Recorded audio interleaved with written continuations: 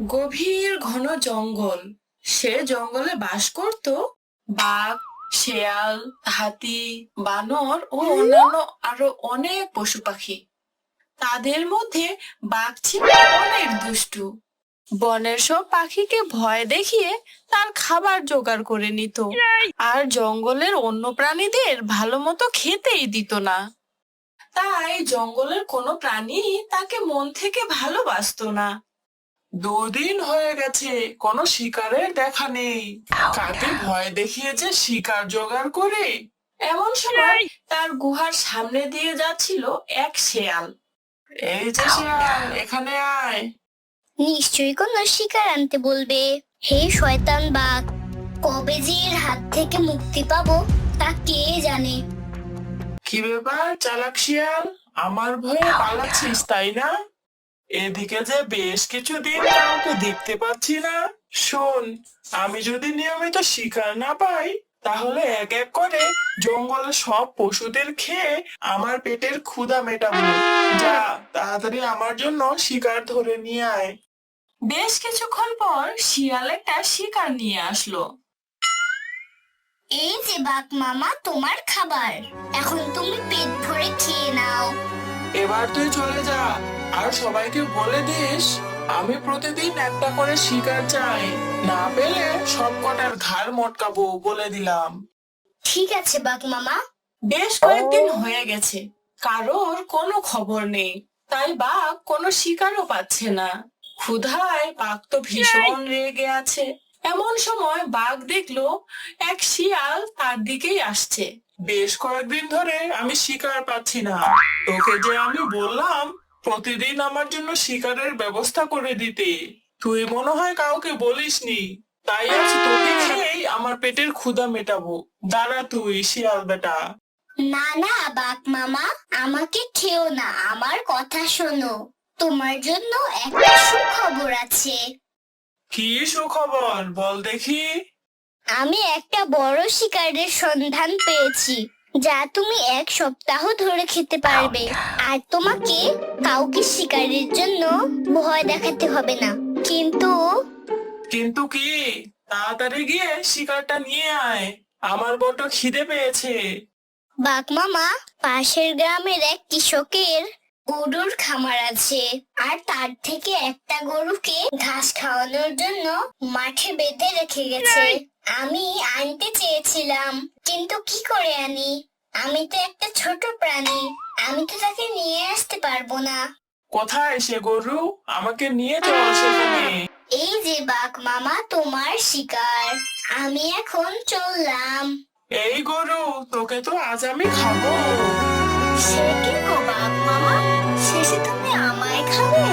আজ বুঝি কোনো শিকার ধরতে পারোনি? তোর ওসব জেনে কাজ কি? আমার ক্ষুধা লেগেছে, তাই আমি এখন তোকে খাবো। সে না হয় খাবে, কিন্তু এখন যদি তুমি আমাকে খাও তাহলে তো তোমার বড় লোকসান হবে। লোকসান হবে মানে? কি বলতে চাস তুই? দেখো না, আমার মালিক আমাকে কেমন খুঁটির সাথে বেঁধে রেখে গেছে। মাঠে এত ঘাস, অথচ আমি খেতেই পাচ্ছি না। নাগালের ভেতরে যা ঘাস ছিল তা কখন খেয়ে শেষ করেছি। বেশি বেশি না খেলে কি শরীরে মাংস হয় বলো? আমার শরীরে এখন যেটুকু মাংস আছে তা খেয়ে তো তোমার পেটই ভরবে না। ও, তাই বুঝি? তোর মালিক তো দেখছি বেজায় বোকা। তুমি ঠিকই বলেছো বাঘ মামা। আমি রোজ এত দুধ দেই, তা খেয়েও মানুষগুলোর বুদ্ধি হয় না। তোর এসব ঘ্যানর ঘ্যানর আমার একদমই ভালো লাগছে না। এবার চুপ হয়ে যা, আর আমি তোকে এখনই খাবো। সে তো খাবেই, তবে খাওয়ার আগে তুমি এক কাজ করো। তা করলে আমার তো পেট ভরবেই, সাথে তোমারও। কি কাজ শুনি? তুমি আমার গলার দড়িটা খুলে দিয়ে যাও।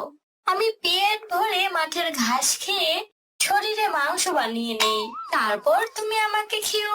বেশ বেশ, চমৎকার বুদ্ধি, আমার ভালো লেগেছে। আমি এখন তোর দড়িটা খুলে দিচ্ছি, বিকেলে এসে তোকে খাবো। এই বলে বাঘ গরুর দড়ি কেটে বনের দিকে রওনা দিল। গরু সারাদিন ধরে মাঠের ঘাস খেলো। বিকেলে আবার বাঘ এলো আর বলল, ঘাস তো খেয়েছিস তাই না? এখন আমি তোকে খাবো। আরে বাঘ মামা, খেও খেও। এত তাড়া কিসে তোমার? দেখো, আমি সারাদিন খুব অল্প পরিমাণের ঘাস খেতে পেরেছি। তাতে আমার শরীরে আর কতটুকুই বা মাংস হয়েছে বলো? তাই তো দেখছি। আমি দড়ি খুলে দিয়ে গেলাম, তুই তাড়াতাড়ি ঘাস খাচ্ছিস না কেন? তাড়াতাড়ি খেলে বদ হজম হবে আমার, আর শরীরে যেটুকু মাংস আছে তাও ঝরে যাবে। তাতে তোমার পেটই ভরবে না। তুমি বরং এক কাজ করো। আবার কি কাজ? তুই তো দেখছি আমায় খুব খাটাচ্ছিস। না, সেরকম কোনো কাজ নয়। বলছি শোনো, কাল আমার মালিক আবার আমাকে এখানে খুঁটির সাথে বেঁধে রেখে যাবে। তুমি এক সুযোগে এসে দড়িটা কেটে দিয়ে যেও। আমি অনেক বেশি ঘাস খেয়ে শরীরে মাংস বানিয়ে রাখবো। আচ্ছা ঠিক আছে, এত করে যখন বলছিস তাই হবে। কিন্তু কাল বিকেলে তোকে আমি খাবই, এই বলে দিলাম। অবশ্যই খাবে মামা, তুমি একদমই চিন্তা করো না। পরের দিন সকালে এসে বাঘ আবারও গরুর দড়ি কেটে দিল, তারপর বনে চলে গেল। বিকেলে বাঘ এসে দেখলো মাঠের অর্ধেক ঘাসও খাওয়া হয়নি গরুর। তখন বাঘ রেগে গিয়ে বলল, গরু, তুই তো দেখছি ফাঁকি দিচ্ছিস। আজও দেখছি মাঠের পুরো ঘাস খাওয়া হয়নি, আমার সাথে চালাকি করছিস। সে কি গো বাঘ মামা, চালাকি করব কেন?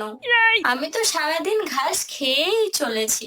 এত বড় মাঠের ঘাস একদিনে খেয়ে শেষ করাটা কি চারটিখানি কথা? আর শেষ না করলেও তো চলবে না। তুমি কাল এসে আবার আমার দড়ি কেটে দিয়ে যেও। আবার আমি ঘাস খেয়ে মোটা হয়ে যাব। কথা দিচ্ছি তোমায়, কালকের ভেতরে মাঠের সব ঘাস খেয়ে শেষ করে ফেলবো।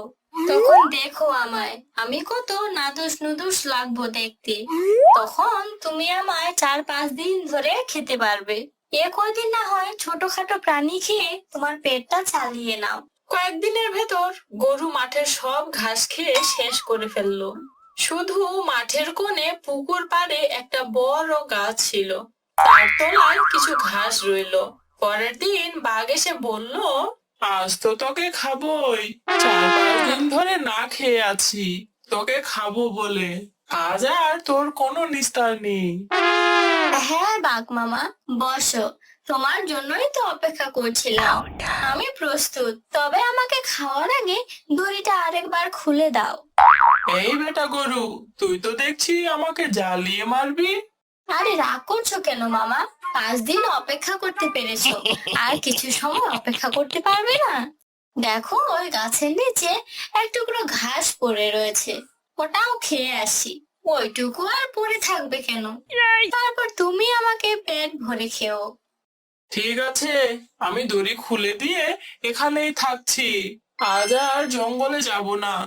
তাড়াতাড়ি ওটুকু খেয়ে নে, এরপর আমি তোকে খাবো। বাঘ দড়ি কেটে দিতেই গরু গিয়ে ঘাস খেতে লাগলো। বাঘ যখন জিরানোর জন্য বসলো, তখন গরু গিয়ে পুকুরে নেমে পড়লো। পুকুরের একেবারেই মাঝখানে গিয়ে দাঁড়ালো। সে পুকুরটাতে পানিও কম ছিল, কাদা ছিল বেশি।